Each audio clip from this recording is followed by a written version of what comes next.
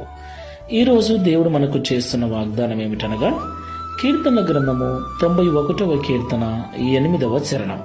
నీవు కన్నులారా చూచుచుండగా భక్తిహీనులకు ప్రతిఫలము కలుగును. ఆమేన్. నా ప్రియమైన సహోదరి సహోదరులారా, మనమందరము కూడా దేవునికి భక్తి చేస్తూ ఉన్నాం.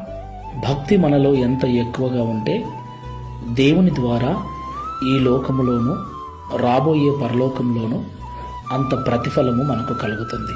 దేవుని యందు భక్తి కలిగిన వారికి ఎలాగైతే ప్రతిఫలము కలుగుతుందో అలాగే భక్తిహీనులకు కూడా ప్రతిఫలము కలుగుతుందని దేవుడి ఉదయకాల సమయంలో మాట్లాడుతున్నాడు.